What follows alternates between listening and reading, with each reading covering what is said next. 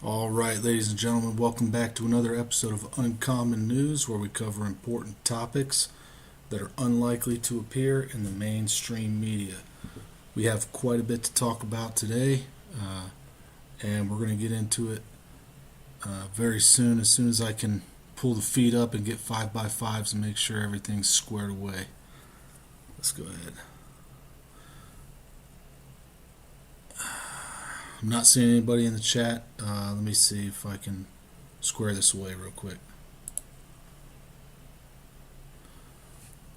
All right, ladies and gentlemen, welcome back to another episode of Uncommon News, where we cover important topics that are unlikely to appear in the mainstream media. We have a lot to talk about tonight. There's a lot of stuff going on right now, a lot of things we've warned you about that are now starting to come to fruition, and we're going to go ahead and talk about those things tonight. So, looks like I've only got one person here in the chat.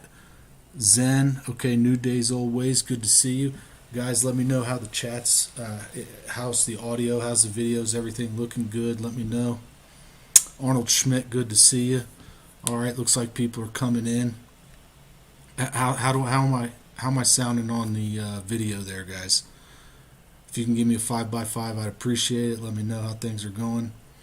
We've got just a quick summary of some of the things that are going on that aren't really being talked about. As I warned you yesterday, I think it was either yesterday or the day before, Yemen has now launched attacks against Israel. Syrian oil fields have been attacked. There's a mysterious spill in Michigan, of all places. It's a heck of a coincidence, right? There's also threats being made against our aircraft carriers from Hezbollah, just as I told you, and not just against the aircraft carriers, but against the gas platforms out there in the Mediterranean. Just as I said, it seems like things are starting to come to fruition. And we're also going to talk about another story where, when the government needs energy, apparently all those environmental concerns are just thrown out the window and doesn't matter. They get what they want when they need it. So we're going to go ahead and get into it in just a minute. We're going to wait for some people to get in here. Looks like I got some 5x5. Really appreciate it, guys. Go ahead and hit that thumbs up for me. Share the video if you can on social media real quick. We're going to talk about some of these important happenings that are going on right now. All right, so let's go ahead and get into it.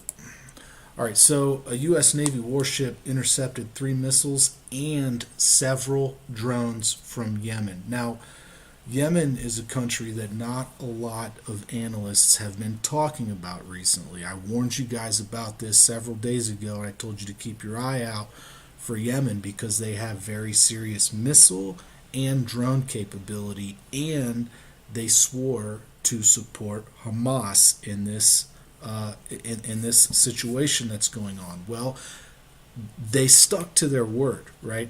You can take them at their word when they put out these types of warnings. And less than 48 hours later, after they vowed to support Hamas, they launched attacks. Thankfully, though, U.S. warship intercepted all of these attacks. They don't know exactly what the end goal was for these attacks, what was the target, but you can bet that it was either Israel itself or some of their critical infrastructure, most likely their energy. And we're going to get into some of those, some of the threats that have been made against the energy sources and security apparatus around the energy sources. This is what it's all about, guys. I've been trying to tell everybody that this is what it's all about, and it seems as though the Arab world is also targeting the energy platforms and sources. So let's talk about that. So there was a drone attack against a Syrian gas field, right? This is in Deir Zor. This was where a military base is in Syria, right? But It doesn't go into the damage report or anything like that. However, you can expect, based on the statements which have been made by Raisi, by the Iranian president, these kinds of things will continue. These are Iranian militants. These are Iranian proxies in the region which are launching attacks against not just U.S. forces, right? Not just their equipment, but also against the oil fields that they are securing. So this is what it's all about, guys. It's all this whole green agenda nonsense is coming to an end. Okay, it's all about gaining the best leverage over the energy sources that you can while you can, and holding on to it for as long as you can. But it seems as though our grip on that stuff in the Middle East is very quickly coming to an end. So, anyways, so there's that, and then also we have this mysterious gasoline spill in Michigan from a BP gasoline pipeline. Now, if you know anything about Michigan, the demographics there very similar to the demographics in the Middle East. I'll just leave it at that. You guys, I think, can read between the lines on that one. So in my estimation, it's not just a coincidence that this spill happened all of a sudden, and it's not something that the media is exactly talking about. Looks like we got quite a few people dropped out. Man, we had 16 in here. Now it's 8. Okay. Well, I guess I might have said something that pissed people off. Oh well. Anyways, let's keep going. So, anyways, there's that. And to top it off, Hezbollah has issued a direct threat against U.S. forces, specifically the USS Gerald R. Ford, which is operating in the Mediterranean, and they also issued a threat against Israeli gas fields in the Mediterranean.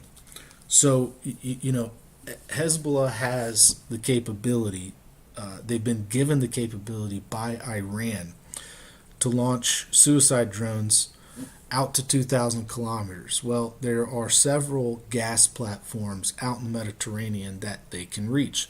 Also, they're able to reach the USS Gerald Ford.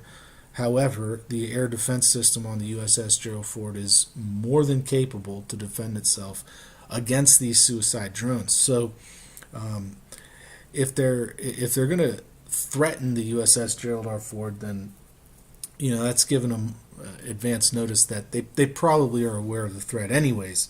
But you got to ask yourself: do they have swarm capability? Do they have the ability to send out drone swarms? Because if they do, then that is where the threat lies. It's not the threat. They don't have a threat against the USS Gerald Ford if they're going to send one drone at a time, one missile at a time.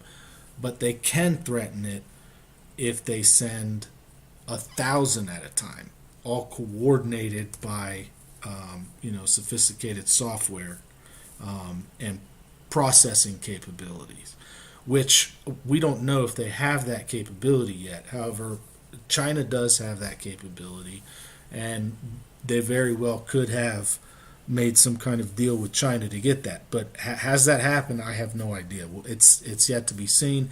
It is a possibility, not outside of the realm of possibilities. So it's something that we definitely need to keep an eye on. So now, like I said, guys, this is all it's all about energy. And this right here is proving it, right? When the government wants to open up contracts and leases because they're getting ready for war, or because they're about to lose control over the energy sector and there's no contracts, they get it done, right? They open up the contracts if they need to open up the contracts, right? So the environmentalists just lost a court challenge to a new UK oil and gas license that was issued in the Northern Sea. So, London's High Court dismissed on Thursday a legal challenge by environmental groups which have attacked the UK's new licenses for oil and gas production in court, claiming the government hasn't properly reviewed the emissions from burning the fossil fuels. So, we know that all of the oil fields and natural gas in the Arab world are about to be contested. They're about to be threatened. Well, not about to be. They are being threatened. They're being threatened by Hezbollah. They're being threatened by Yemen. They're being threatened by Iran, as we saw in Syria. They're getting attacked in Syria. They're getting threatened in the Mediterranean. These are new gas fields that Israel has control of, right, which are about to ramp up production to help Europe. They're being threatened. Okay, Yemen is showing that they can launch long-range attacks. Right, so now to kind of offset, to balance this out, UK is saying, okay, well we're gonna start producing energy. These green agendas don't matter as much now as they did a few months ago. So very hypocritical, but it shows you where the priorities truly are. And it's just in my opinion, it's funny because they should have been doing this all along. They should have been providing energy for themselves all along. But no, instead they want to they want a nation build and be stealing oil from poor people in the Middle East. I'll just leave it at that. So this is also a very interesting development, right? Just as the Arab world is about to ignite in war, the United States decided to lift Venezuelan oil sanctions for 6 months. So what is that going to do? So Venezuela has agreed to hold elections next year, so that we would lift sanctions on Venezuela's oil industry. And if we maintain the removal of the sanctions, they could potentially boost their production by 25%. So right now, if I'm not mistaken, they're able to produce about 800,000 gallons or barrels per day, right? So where's it? So let me see. Yeah, 800,000 barrels per day. And if that's if the sanctions are lifted for an extended amount of time, then they can increase that to 1 million barrels per day. So that would, in my opinion, that would be good for America, because we'd be getting, pretty decent oil real close. However, you've got to keep in mind, Venezuela is already doing business with Iran. They have a 20-year economic agreement with Iran in science, technology, and in their economy. They're already building oil rigs out in Syria with Iran. And so for us to do this now, in my opinion, it's a little bit too late. I don't see any reason why Venezuela would want to stick with us on this. So this is, we'll have to see how this goes, but it's going to be, a few months down the road when we find out whether or not Venezuela upholds their end of the bargain. But they've already flooded our borders with their prisoners. They're already up here in the United States. Iran has already said that they have their sleeper cells here in this nation, and we continue to see instances of potential sabotage all across the United States. So we are at war. Okay, it's just not being said, right? It's not being publicized, right? Our troops have been attacked in Syria on several occasions now. Yemen is launching attacks against Israel very boldly. We're intercepting rockets left and right in the last 48 hours. Okay, And and threats are being made against our aircraft carriers, against the natural gas fields, and it just seems like these things are escalating in severity by the hour, which is the reason why I'm doing this live stream right now. You guys know that I don't always come on here and do live streams, but when I do, I have something to talk about. So, anyways, to that effect, Venezuela and Iran's international relations. Like I said, back in June of 2022, they had signed a 20-year cooperation plan, right? And this cooperation plan included a roadmap to boost bilateral cooperation in trade, energy, science and technology, agriculture, and tourism sectors. And then, just this year, not too long ago, they began working on developing a refinery in Homs in Syria that would be able to produce 140,000 barrels per day. So they are working together, and it's not just science, technology, agriculture, and tourism. It's also defense. That's the part that they left out. So Iran was helping Venezuela to refurbish their oil rigs, refineries, and to operate them. So Iran is literally right at our doorstep. They are in Venezuela, okay, and there's a very real possibility that the same drones which the Houthis have, which were launched today, the same drones that the proxies in Syria launched against the oil refineries, and the same drones that Hezbollah threatened to attack the gas fields in the Mediterranean with. There's a very high possibility that those same drones were also given to Venezuela. Okay, so those drones, if taken just a few miles off the coast of Venezuela on a boat, if those drones are taken a few miles off the coast, they can reach every single major city in Texas, every single oil refinery along the Gulf Coast in the United States could be hit from Venezuela by those drones. Think about that for a second. It's a very, very real possibility. Okay, I'm not saying it's going to happen. I'm just saying it is possible. So it's something to keep your eye on.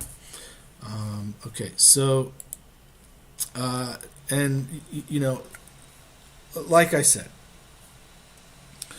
when these types of developments occur, these wars, movements of troops and everything, it usually 99% of the time has to do with energy, either oil or natural gas. Very rarely does the United States move militarily due to lithium or other things like that. It's usually oil, natural gas. And when it looks like we're not going to have the control over those areas that we would like, we tend to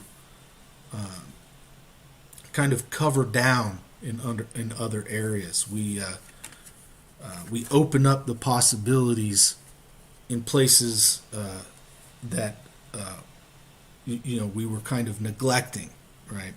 So, to that effect, U.S. natural gas output is set to rise 5% in the Permian Basin, right? So that's right here in Texas. So to kind of offset the loss, so to speak, for our European allies, they're not going to be able to rely on. There's a potential that they're not going to be able to rely on the gas fields in the Mediterranean and the oil fields along the Euphrates because of the war that seems to be rising in that area, right? So to kind of offset that, you see these other deals being made with Venezuela and a push to increase production in the Permian Basin by 5% to offset those things. But yep. So we'll see. We'll see who comes out on top of this situation. The threat is real, but we are able to thwart the attacks. The question you have to ask yourself is how long can we thwart those attacks? Because each kamikaze drone costs less than the missiles that we send to intercept them. So, are we able to keep up with the cost?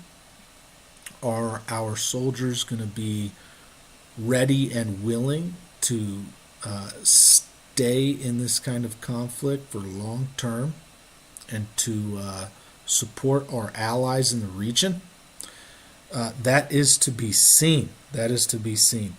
And do the Iranian proxies have some kind of swarm capability, some kind of drone swarm capability? Because if they do, then that right there would be a game changer. That would be a huge game changer. Because as it stands, they do pose a threat, but it's not so big of a threat that we cannot meet the threat.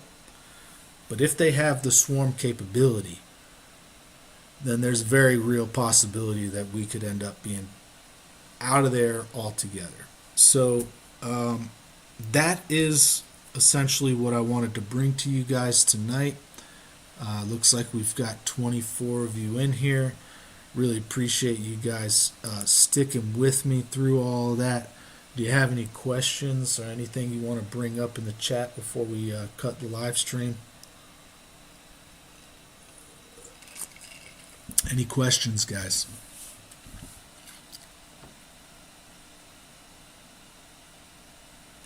I agree, Butthead. They really need to start opening up some more of those coal mines. That's for sure. Absolutely, I agree 100%. Any form of energy production that is within our means should be exploited. Should be taken advantage of, for sure. We need it. And when these governments are planning or preparing for war, they do get they will get energy however they need it or however they can. What's the situation in El Paso? Everything seems pretty decent here, Arnold. Thanks for asking. They opened up another school. The local government opened up another school downtown, and it's to house migrants, and it's already full. I'm starting to see job listings in El Paso for emergency management professionals. So these jobs that are being listed are for like managing emergencies. So they're preparing for a breakdown in civility, I guess, because they're starting to hire. They're starting to look to hire professionals in emergency management. Let's see. The oil refinery Olmeca in Mexico is supposed to open later this year. Yeah. In my estimation, Butthead, we're going to start seeing. I hate to call you Butthead. That's your username, but in my estimation, you're going to start seeing a lot more energy production being ramped up here in the Americas, and there's just no way around it. Where the Arab world, it seems as though they're going to stop selling their energy to us, and to be honest, in a perfect world, we'd be making all of our energy right here at home, anyways. We wouldn't be relying on getting energy from another continent, you know. So, okay, yeah. So, any other questions, guys, before I get off of here? I know this live stream was kind of short, but I kind of wanted to just get to the point. I guess now I could give you an update on the body armor. All of you who have purchased body armor from me in the last couple of days, I really appreciate it. I just want to say thank you first and foremost. Also, I'll give you some updates. So eBay sent my payout today, and what I found is that the fees that they have associated to the sales were way more than I anticipated. I grossly miscalculated the eBay fees. They also charge like 13.5% on the shipping cost. So because of that, I will not be able to offer the armor plates for $40 a set anymore. That deal is going to be gone tomorrow morning. I will no longer be able to accept that offer. So if you would like to get a pair of armor plates from me after tomorrow, if you make an offer for 45, I will accept it. Unfortunately, the $40 deal is just too much of a loss for me. If I were to sell the rest of my plates at that price, I would not be able to get enough money together to buy more steel to continue making these plates.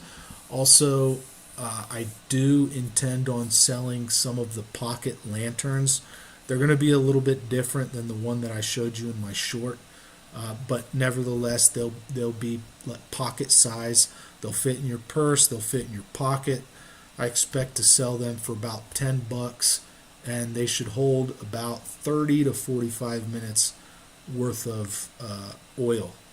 So they'll be pretty decent. I've got one drying out right now.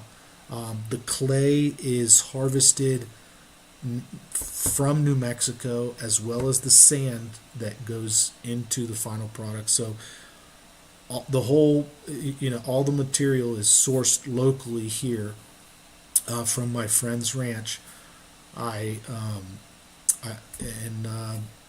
It's made by hand. So I'll go ahead and show you the oil lamp. It's drying out. Let me get it real quick.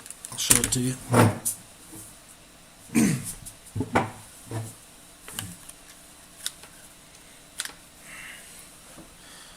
So I don't know if you can see this right here. This is an example of what the pocket lantern will look like. Like I said, all the clay is sourced here, just right down the street in New Mexico. There's a 15% to 85% clay sand ratio. So the sand's also sourced from New Mexico. None of this is purchased from Hobby Lobby or whatever. Made by hand. Once it dries out, I'm going to test it out. We're going to see it, see how it works, and if it works well, I'll go ahead and fire it and list it on eBay or Etsy. I don't know. I think Etsy has a better fee structure than eBay. eBay charges 13.5%. I think Etsy charges less than 7%. So that's very significant when you're selling handmade items like I am. Also, Stan suggested that I sell these trench lighters that I make. Let me go get one for you.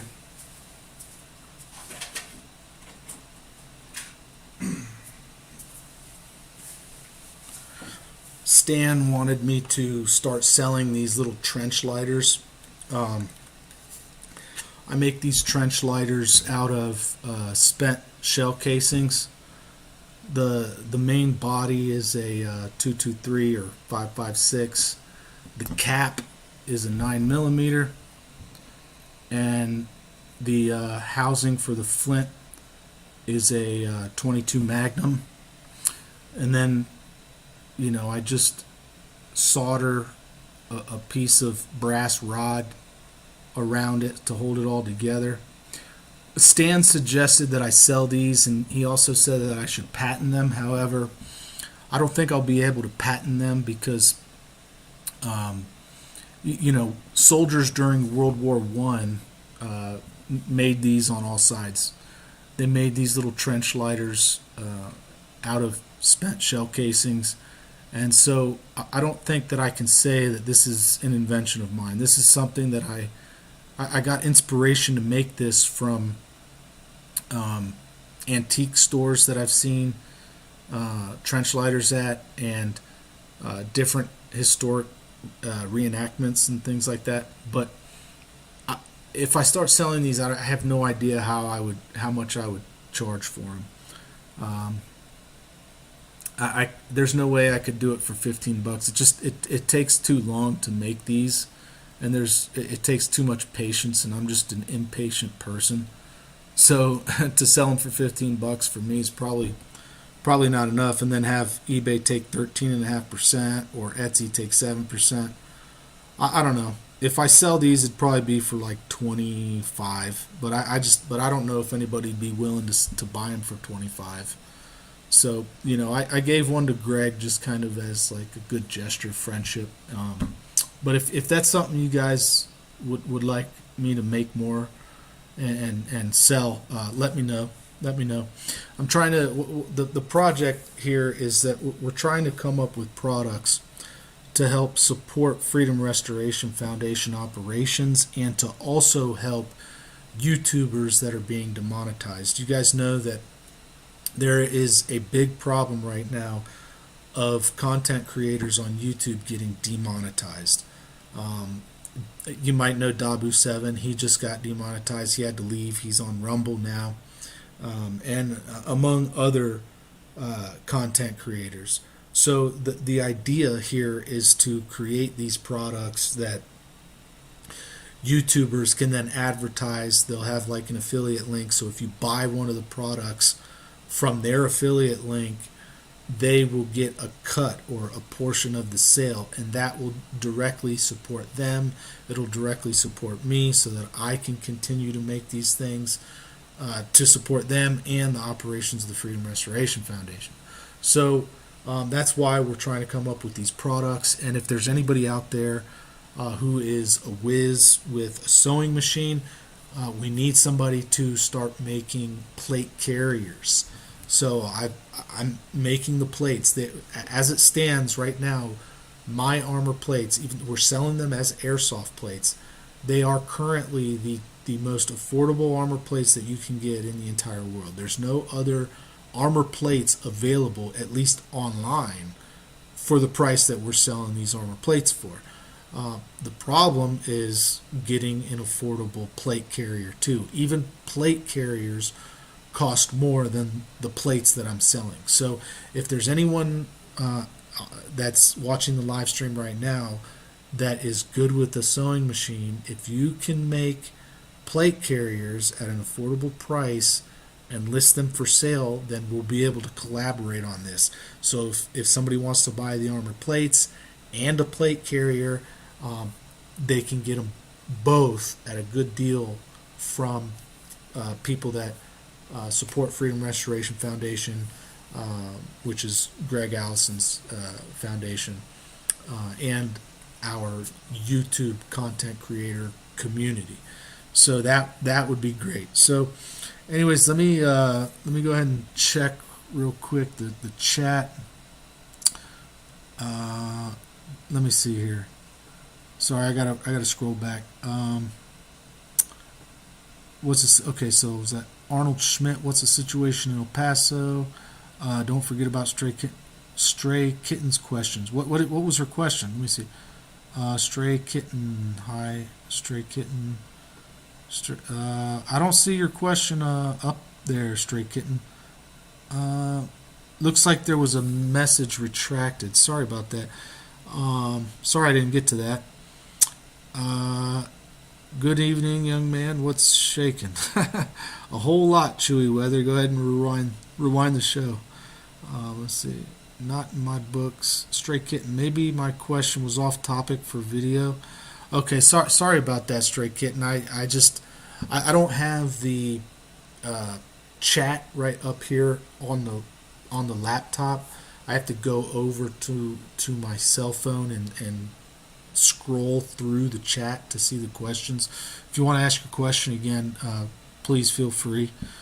Let's see, Doug, brother, could you answer straight? Yeah, sorry about that, guys. Yeah, uh, yeah, I did open the floor for questions. I didn't see it. I didn't see your question. I apologize for that. Yeah, that's right, Arnold. I didn't see it. Ingenious Doug, thank you. New Days, Uncommon News. Stray Kitten has a question. Okay, sorry about that, guys. I deleted the question because Arnold wouldn't stop talking about it. Well, go ahead and ask it now if you're still in the room here. She was asking about the Iranian drones not being able to be tracked due to the use of different GPS. Oh no. The radar on our air defense systems can pick them up. They have they're not sophisticated at all. Um, any kind of air defense system that is worth anything can pick them up. Now, that's not to say that they cannot engineer these drones um, to have a lower radar signature. They can. Uh, the thing is, they haven't gotten to that level yet. I know how they could do that, but I'm not going to say that on this live stream. I don't know if you guys are aware, but I have a degree in unmanned aerial systems, and so yeah, I've studied these things in depth. But yes, there there is, or rather, there are ways that they can reduce the radar signature of these drones. They haven't gotten to that point yet, and let's hope it stays that way, because right now we're able to intercept them no problem. But if they the problem lies in when they target areas that are not protected. So, for instance, a pipeline, right? A pipeline is very hard to secure for the entire length of the pipeline, right? So there are going to be areas of the pipeline which are more vulnerable than others, and our air defense system cannot protect that whole length of pipe. So that's an easy target of opportunity for them and for their drones.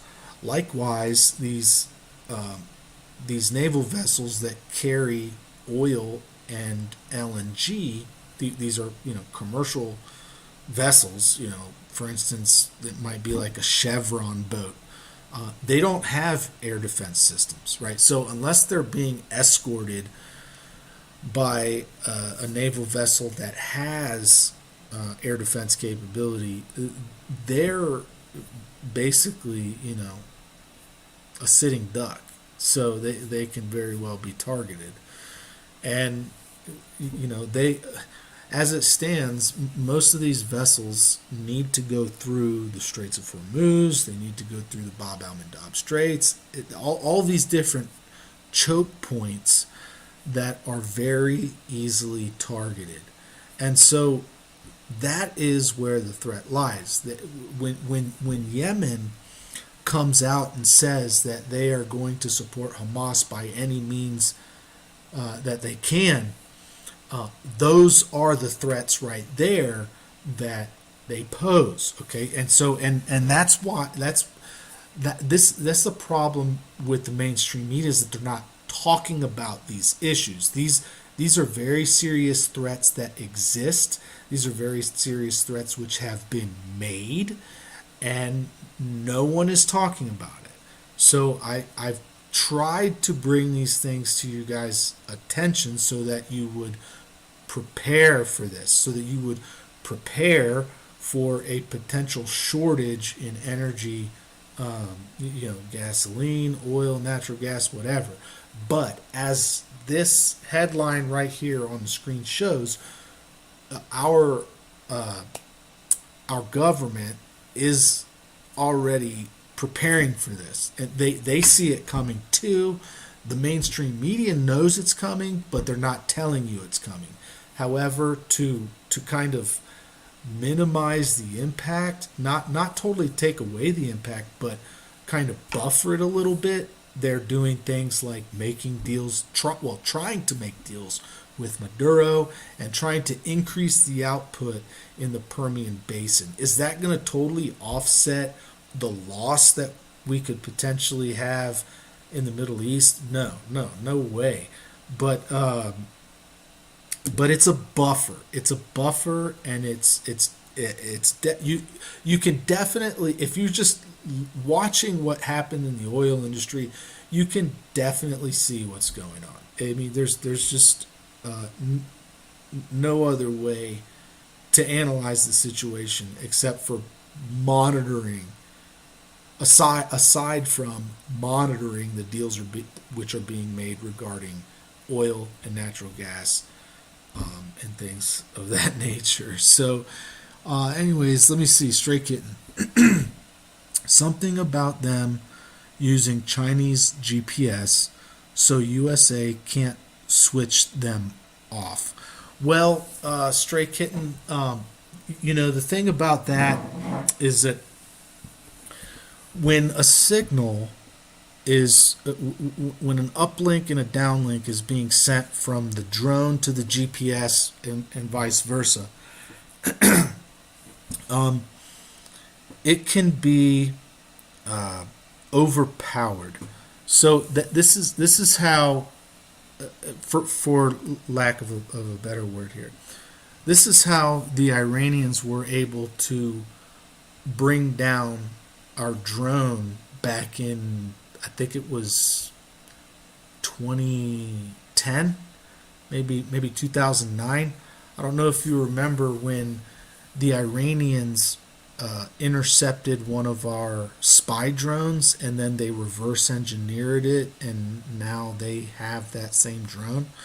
From what I understand, the way that they were able to do that is basically by sending a stronger signal to that drone as they were tracking it, and essentially just blocking the signal, right? So you send a stronger signal to it, and it kind of it blocks the other signal. So if we wanted to stop Iranian drone that way, we could, but the way that we do it is just by shooting it down.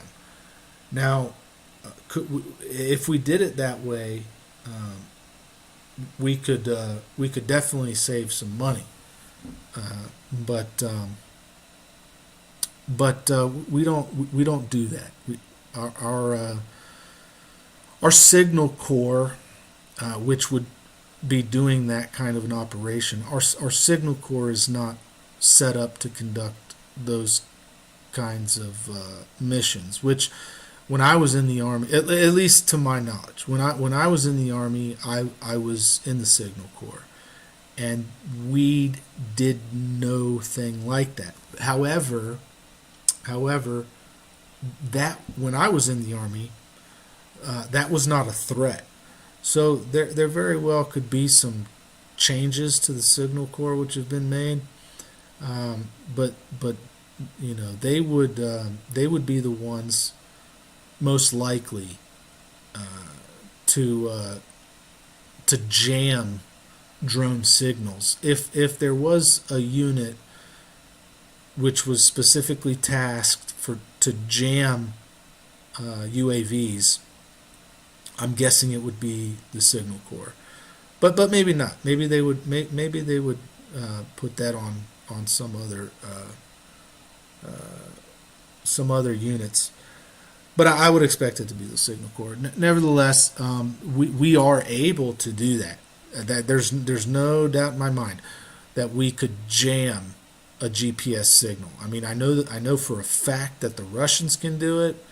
It's not something outside of our possibility. The problem is that at least I'm not aware of any uh, uh, systems which are designed to do that. And to be honest, I think that would be a very good defense that would save quite a bit of money for us. It's something that needs to be done. And we have the UAV training ground not too far from where I'm at here in El Paso, right up next to Las Cruces. They do a lot of testing with UAVs, and so if they ever design some kind of GPS jamming system specifically to target drones, they'd probably test it out there. So, anyways, don't need to go into all of that. But hopefully that answers your question, Stray Kitten.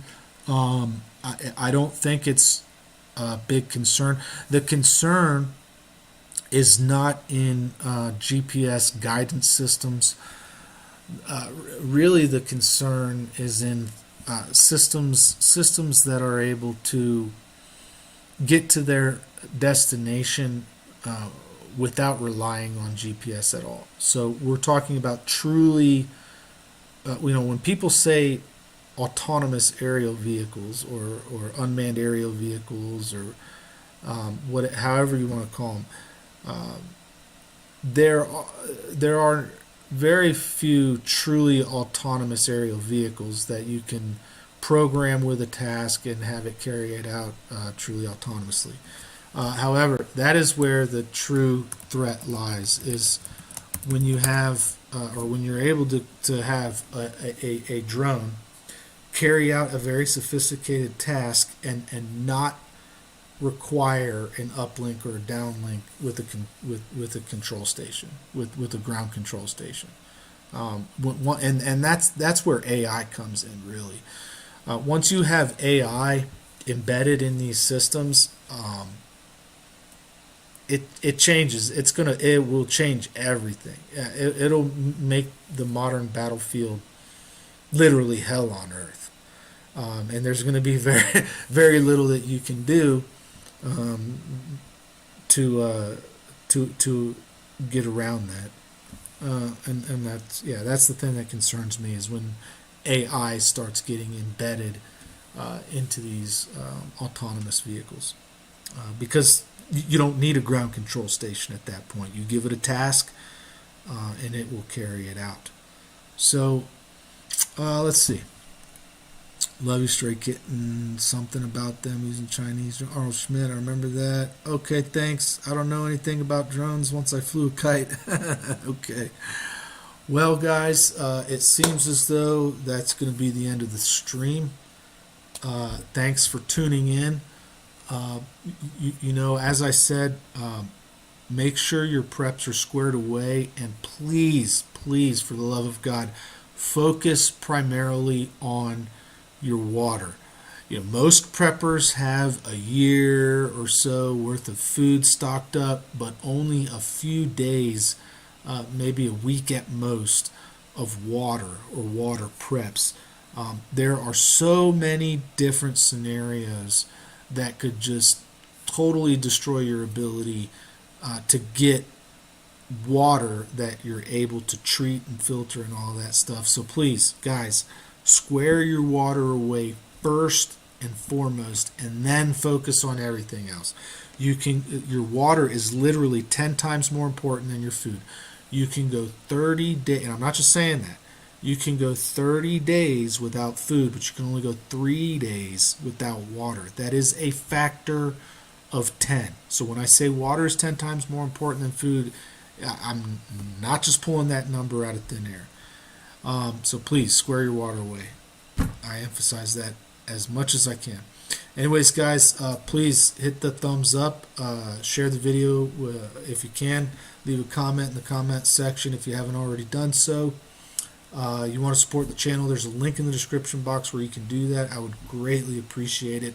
I'm saving up for a drone so that I can get footage down here at the border for you guys and bring you better intel of things that are going on here at the border. So if you would like to support the channel, that's the way to do it. I would greatly appreciate it. We're at about 10% of our goal to get that drone, so we're not quite there yet. Thanks for watching. Thanks for listening. And as always, don't forget, help out your neighbors. Bye.